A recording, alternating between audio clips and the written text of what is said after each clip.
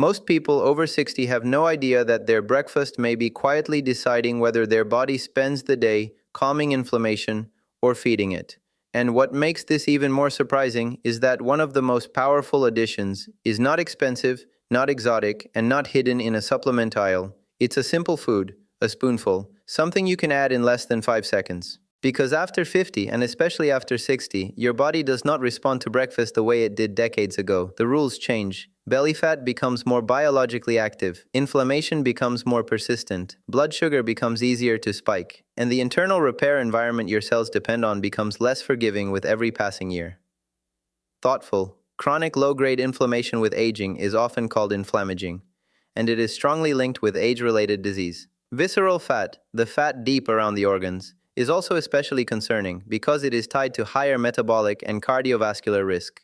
So in today's video, I want to show you why adding ground flaxseed to the right kind of breakfast may help lower inflammatory stress, improve fullness, steady your morning metabolism, and create a more repair-friendly environment inside the body. Serious. Now let me be careful with one part of this, because this matters. When people hear phrases like "stem cells wake up," it sounds dramatic, almost magical. But the real biology is more interesting than the hype. We do have evidence that aging, obesity, and inflammation can make fat tissue more dysfunctional and can impair the normal behavior of stem and precursor cells inside that tissue. In other words, when the internal environment gets inflamed and metabolically unhealthy, your repair systems do not perform at their best. So the goal is not to pretend a breakfast ingredient flips on regeneration like a switch. The goal is to improve the terrain those cells live in. And after 60, terrain matters. Aging adipose tissue shows more inflammation, more senescence, and poorer function of mesenchymal, stromal, or stem cells.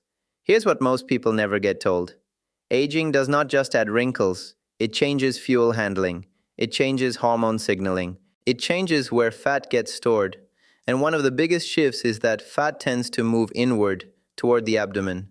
That is why some adults say, "I'm eating about the same, but my middle keeps expanding." It is not always just a willpower issue. Part of it is biology.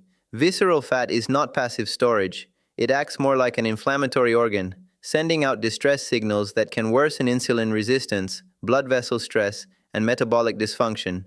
And this is where breakfast becomes far more important than people think. A lot of seniors start the day with toast, cereal, jam, juice, pastries, or oatmeal that is technically healthy, but too low in protein and too easy to digest.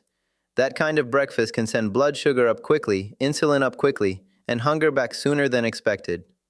Then the body spends the rest of the morning riding a wave of cravings, dips in energy, and more snacking. Harvard Health notes that a stronger breakfast pattern includes protein, fiber, and unsaturated fat, because that combination helps with fullness and steadier energy. For older adults, breakfast is also often the weakest protein meal of the day, even though it is a major opportunity to improve protein distribution. Research in older adults suggests that aiming for roughly 25 to 30 grams of protein per meal is a useful strategy for supporting muscle health. Now let's talk about the ingredient. Ground flaxseed. Not whole flaxseed. Ground.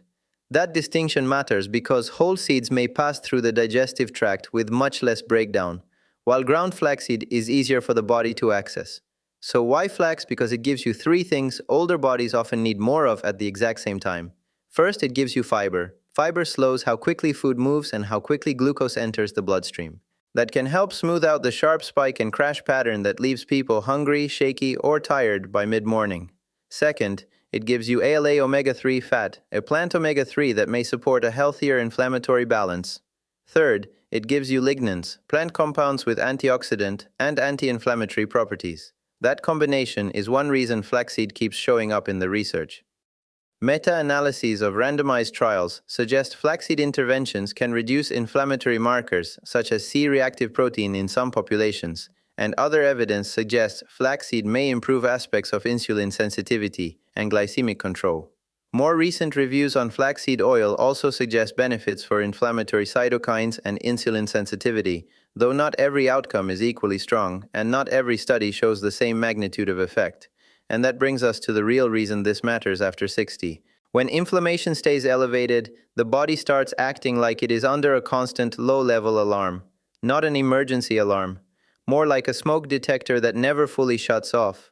That lingering signal can interfere with insulin signaling, promote more fat storage around the abdomen, and create a less favorable environment for maintenance and repair. In aging fat tissue, researchers describe reduced flexibility, increased inflammation, accumulation of senescent cells, and impaired function of progenitor and stem-like cells. So when we talk about helping stem cells, what we really mean is helping reduce the inflammatory clutter and metabolic stress that make normal renewal harder. But there is a mistake almost everyone makes. They hear that flaxseed is healthy, so they sprinkle it on a muffin, mix it into a sweet smoothie, or add it to a sugar-heavy cereal, and assume the job is done. It is not. Flaxseed works best as part of a metabolically smarter breakfast, not as decoration on a blood sugar bomb. So here is the breakfast formula I want you to remember. Start with a protein anchor. That means something like plain Greek yogurt, eggs, cottage cheese, skyr, tofu, or a protein-rich smoothie with minimal added sugar. For many older adults, getting to that 25 to 30 gram range at breakfast is a practical target, because breakfast is often too carb-heavy and too protein-light. Then add your fiber and healthy fat support. That is where the ground flaxseed comes in, 1 tablespoon at first. Then, if your digestion tolerates it well, build to 2 tablespoons a day. Then add a low glycemic base, such as berries, chopped nuts, chia, unsweetened oatmeal, or vegetables if you are doing eggs.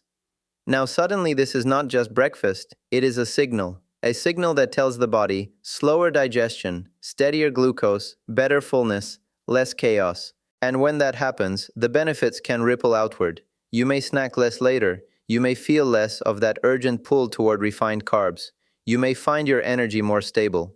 And over time, when a breakfast like this replaces a high-sugar breakfast, the whole internal pattern becomes friendlier to fat loss, especially the kind of changes that matter most after 60, such as reducing waist size and improving metabolic control.